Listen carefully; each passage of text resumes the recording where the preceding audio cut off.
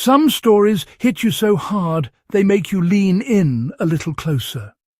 This is one of them, because when World War II pushed humanity to its breaking point, something unexpected surfaced: raw, unfiltered ingenuity. Ordinary people became battlefield MacGyvers, turning scraps into survival. If you're rolling with Prepper's survival blueprint, you already know that resourcefulness is the real ultimate weapon. So go ahead and slide into this ride. And hey, if you vibe with deep-cut survival wisdom like this, make sure you're locked in with a subscribe before we push any farther. When supplies dried up and conventional weapons were out of reach, soldiers and resistance fighters didn't fold. They adapted, they hacked, they transformed the mundane into battlefield gold. And what follows isn't just a list of odd wartime tools, it's a masterclass in survival thinking that every prepper, every historian, every curious wanderer of the past should know. Let's dive straight into the grit. Boots on the ground knew one thing well. Fire doesn't care about tradition. The Molotov cocktail became one of the era's most widely used improvised weapons, and its power came from brutal simplicity. A bottle, fuel like gasoline or kerosene, something oily to help it cling, and a rag fuse. That was it. But the effect? Tanks roasted, patrols scattered.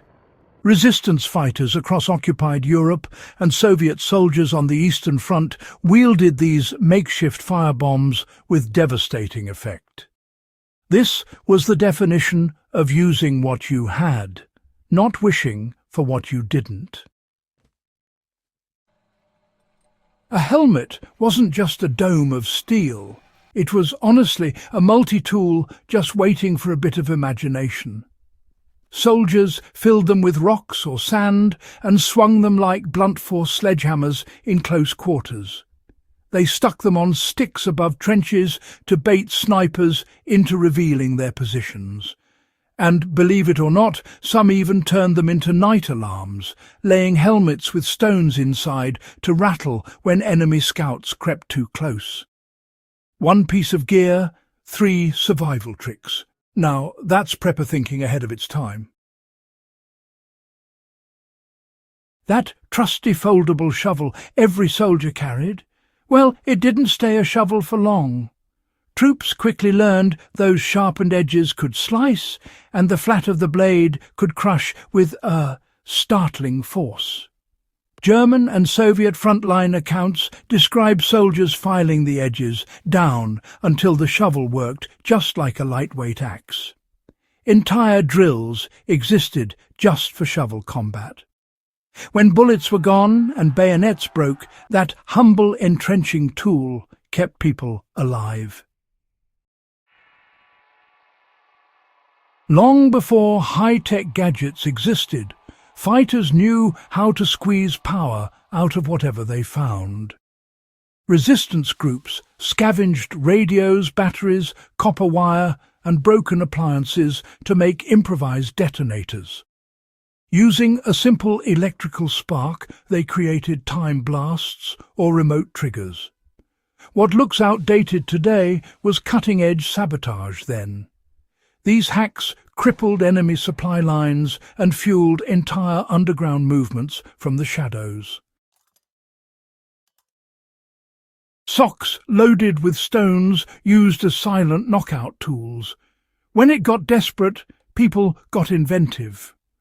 A sock filled with stones, sand or metal scraps turned into a silent and extremely effective flail, something close to ancient sling weapons. British commandos documented fighters using these makeshift tools to silently take out enemy guards. No noise, no flash, just clean, close-range efficiency. That's the kind of thinking every survivalist can appreciate. Use what you have, even if it's hanging in your laundry bag. Bicycle parts reimagined as battlefield tools. Bikes were everywhere in occupied Europe, and resistance groups treated them like weapon warehouses on wheels. Chains became weighted whips. Spokes were sharpened into stabbing tools or used to trigger booby traps. Twisted bicycle metal became crude caltrops to destroy tyres or slow enemy patrols. The beauty of these hacks was availability. Nobody questioned a bike, but its parts could turn into chaos fast. Cans and nails turned into DIY grenades. When grenades were scarce, soldiers built their own.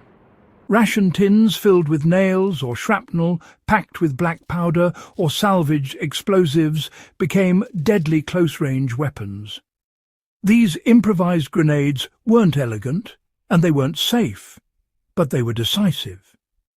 Guerrilla fighters across Asia leaned heavily on these homemade blasts to tip the balance against heavily equipped forces.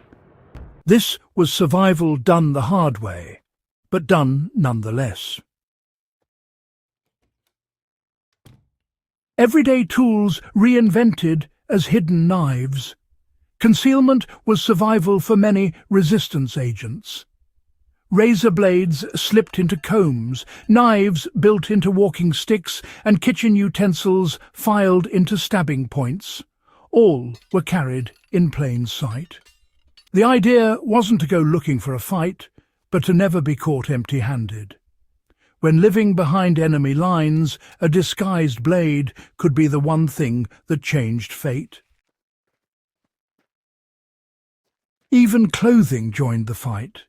Heavy, hobnailed boots turned into lethal stomp weapons.